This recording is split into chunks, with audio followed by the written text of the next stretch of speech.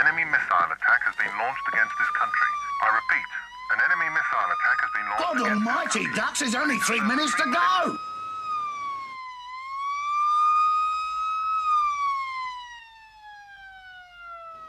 Now our regular arts report. The cartoonist Raymond Briggs is best known as a children's writer. He made his name with books like The Snowman and Fungus the Bogeyman. But when he produced a cartoon book for adults about nuclear war, he obviously struck a nerve. When the Wind Blows, which is a black comedy about 2 old people caught up in a nuclear attack on Britain, has since been adapted both for radio and the theatre. Now, as Nick Glass reports, it's being made into a full-length cartoon film.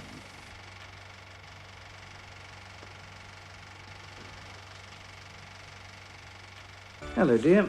Hello, love. Did you have a nice morning, dear? Oh, all right, thanks. Rather uneventful. My life isn't very fast-moving or dynamic. Well, you are retired, James.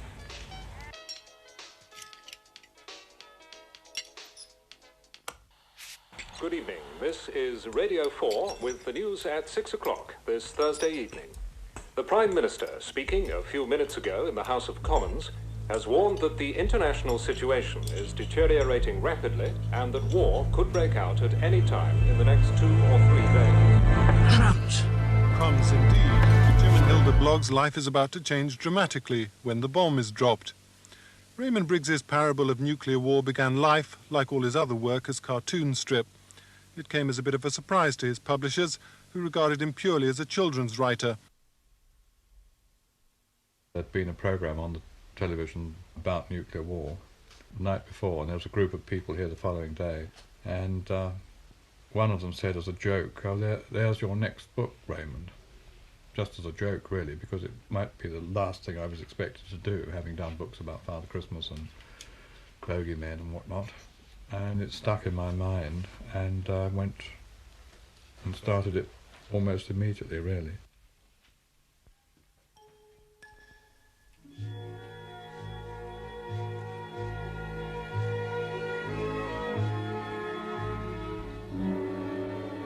And the day after Christmas I got the flu and took myself off to bed. And I took Raymond's book with me upstairs, and I thought, I know what I'll do, cheer me up, I'll read his latest book. An hour and a half later my wife came up with a cup of coffee, and I was on the very end of the very last page of the book, and I had tears running down my cheeks, and she leant forward and she said, "Oh darling, you really are ill this time, aren't you?" I phoned Raymond the very next day to see if I could secure the rights, and I was told that I could, and I sent this white copy off to Jimmy Murakami because I knew in the instant he was the right person to direct the film.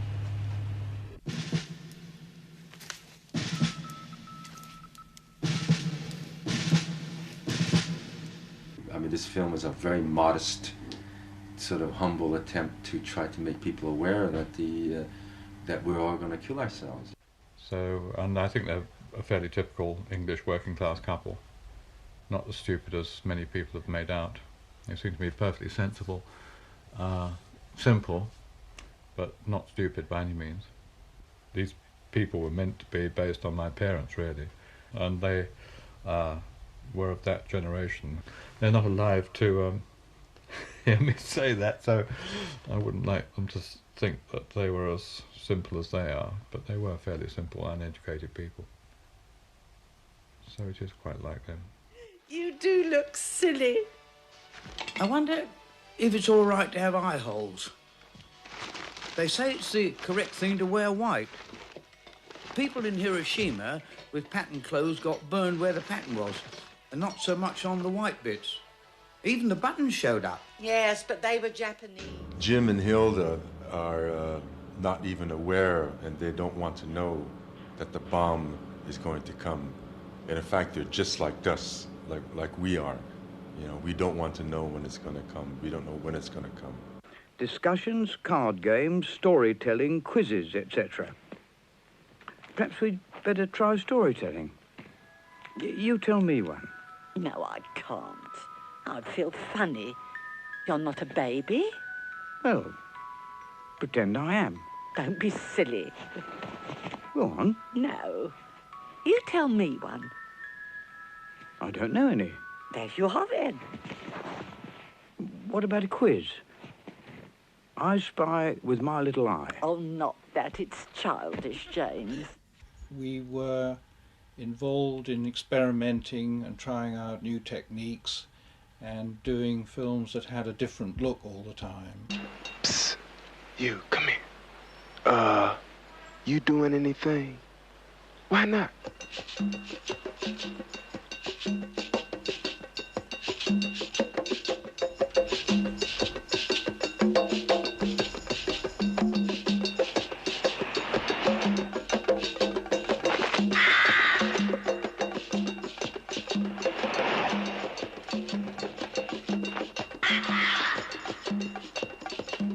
Animation is a very magical technique of filmmaking, and one which I think has an enormous long way to go. All sorts of things that have yet to be invented, not just technological, not computers, but artists with their hands drawing and making things live.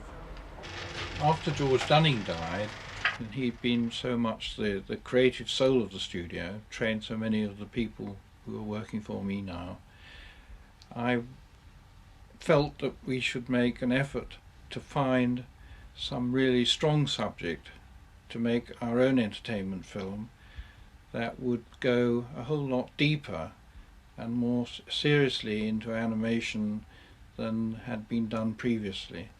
And I spent a long time searching for a subject and was fortunate enough to come across Raymond Briggs' marvellous book When the Wind Blows.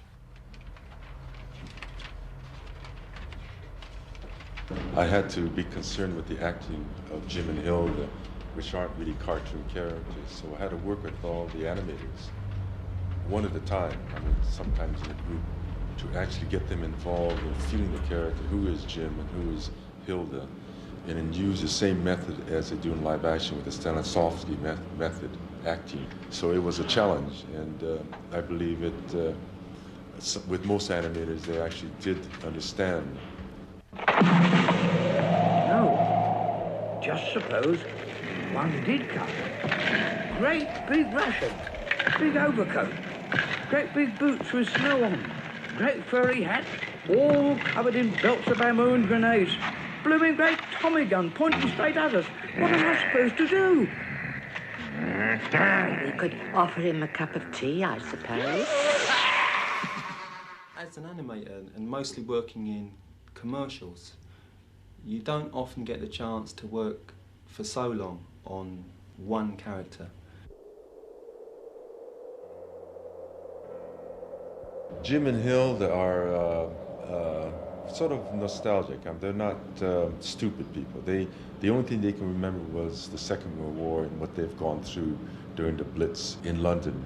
And that's what they remember. They think that all wars are similar.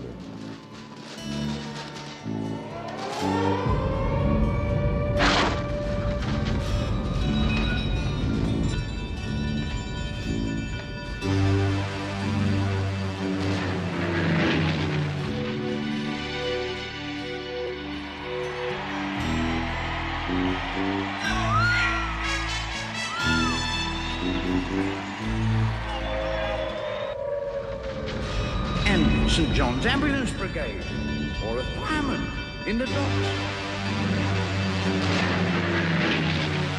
Jerry up above, fire bombs raining down, up the turntable ladders, carrying women to safety. Trust you to think of that, James. If they were alive now, they'd have been having daydreams about the wartime and what a good time everyone had in the war. Yes, it was nice in the war, really. The shelters, the blackout, cups. The most important aspect of his character, I think, is his innocence. That's very important, I think. The way he trusts, without question, in the powers that be. I mean, working on this character, a lot of the time you just want to get him up off the paper and wring his neck, because you realise throughout the movie that this faith he has is basically going to get him nowhere. Yes, I see. Oh, OK, son. Thanks. Now, listen. Just you start that inner core or refuge. It's your bounden duty, son. Cheerio, son. Now, remember what I said. I am your father. I do know a bit about war. Love to Beryl and baby Jim. Ta-ta. Yes, Ron says I need a protractor. He says I can get one at Willis's.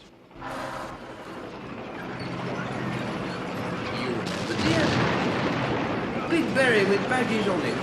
Tanks, the desert rats, El Alamo. But that was ages ago, dear. The animation is, and this particular film is, a very, very long process. The animators have to sit down for 8 to 12 hours a day. And they sit down and they do one drawing after another. And if they do 2 to 3 feet a day, which is roughly 25 drawings a day, they're happy if it works. It is a very, very long, difficult process.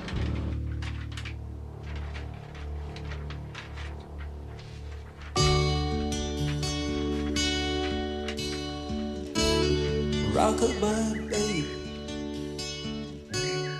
on the treetop. When the wind blows, cradle will rock. Oh babe, hate to see you fall away. Better speak to the powers that be today. Hey Joe, where you going with that gun in your hand? You can take your revenge, but you'll still feel bad. There must be more to life than lucky strikes and some lucky ones. And folded flags and pipes and drums.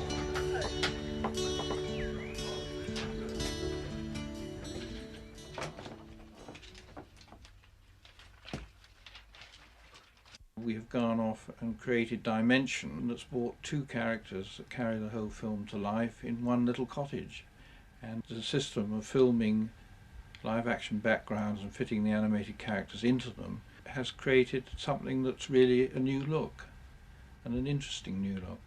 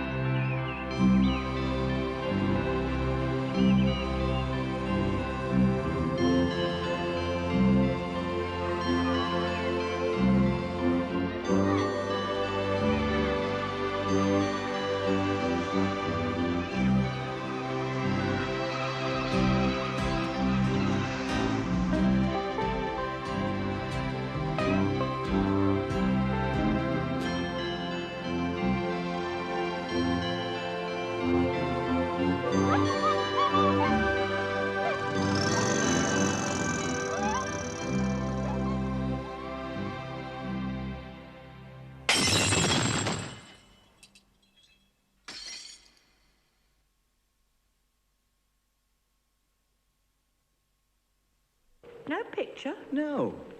Not even just the voices? No, nothing. All dead. All dead? Had to wait for the papers. There should be some good pictures. These bombs are quite spectacular.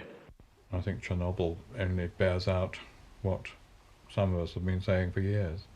The Greenpeace people and the Friends of the Earth people, which I'm a member of, have all been campaigning against that kind of thing for a long time. And I think we've got to learn to live without it, because it's totally uncontrollable.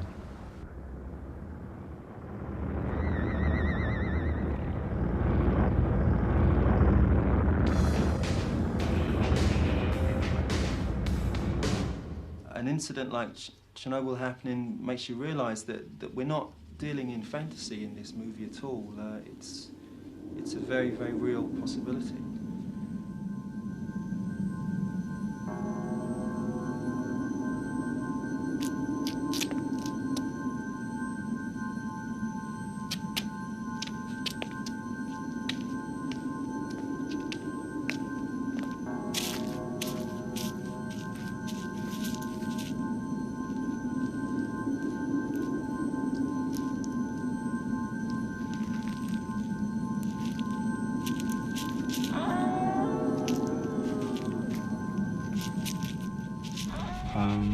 I've been working on about 20 backgrounds at once.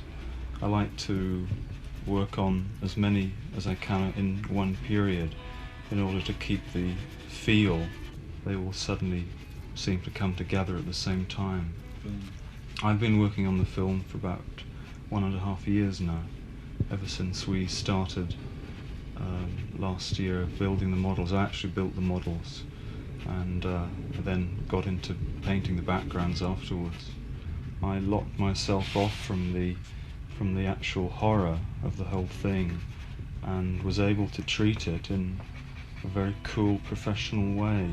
Like a doctor, really, and a surgeon, an operating table, you have to remove yourself from the subject itself in order to perform the operation correctly.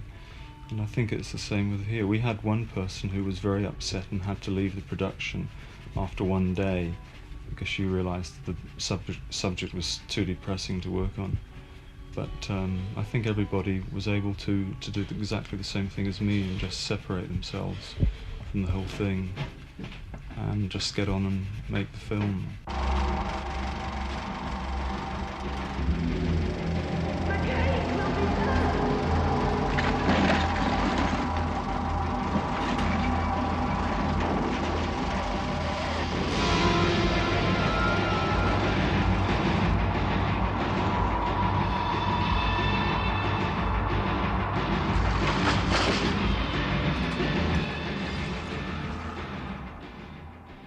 It's entirely drawn animation. The way you do is you just draw everything by hand. It's a particular specialty of mine that seems to come up quite often now. Well, 90% of it is thinking about it and planning and visualizing it, and then you sit down and draw it. You allow it to happen as you draw it, really. You set things up that will collide with each other, or something that is about to move, and you just keep drawing it and let it do what it wants to do, really.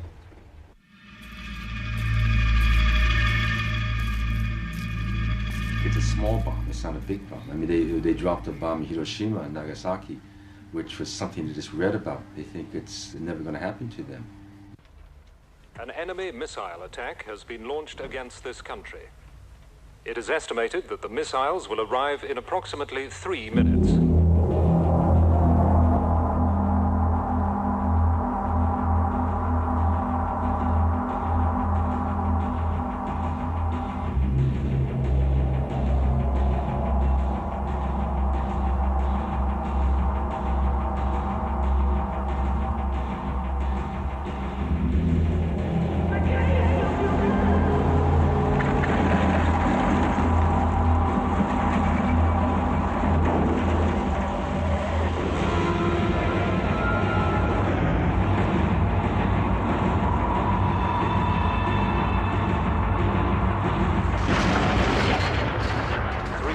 Almighty ducks, there's only 3 minutes to go. Oh dear, I'll just Stay get the washing indoors in. and take Come cover. back, you stupid bitch, and get in the shelter. How dare away you from talk to me like that, James? Shut up Cover and your get head in. and There's eyes. no need to forget our Do not manners look just at the because sky there's a or war through on. Shut up, I'm trying to listen. Take shelter immediately. I've Repeat. never heard such language An in all my enemy life. missile For God's attack sake, has shut been up! launched Oh against dear! this country. I've left the Do oven not on. leave your Get in! homes. Get in! Stay Get in! indoors The and keep cake calm. will be there. I would run and dive under something heavy.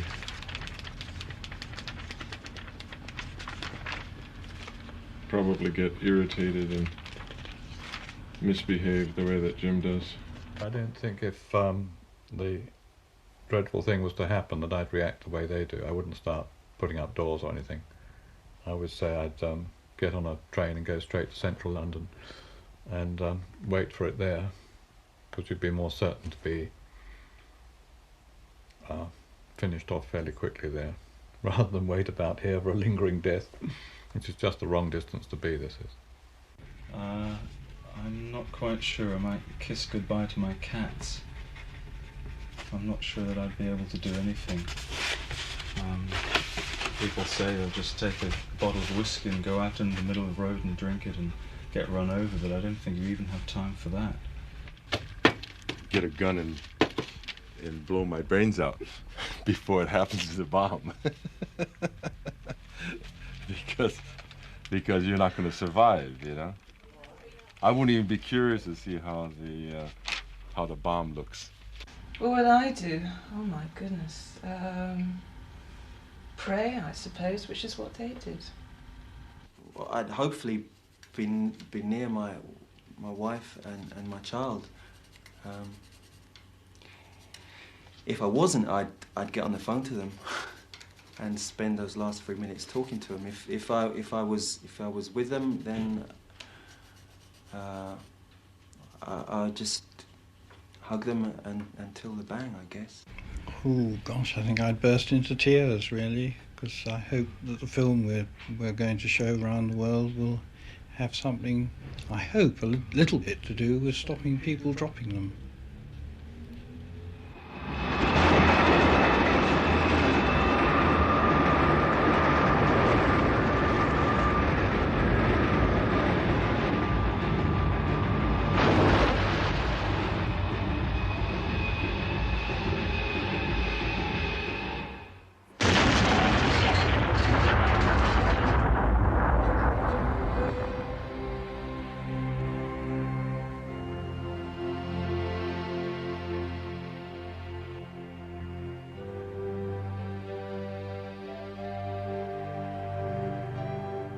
I think it'd be a terrible shame if we were all to be blown up. I don't know if a film, one way or the other, is going to make a difference. I suppose it could.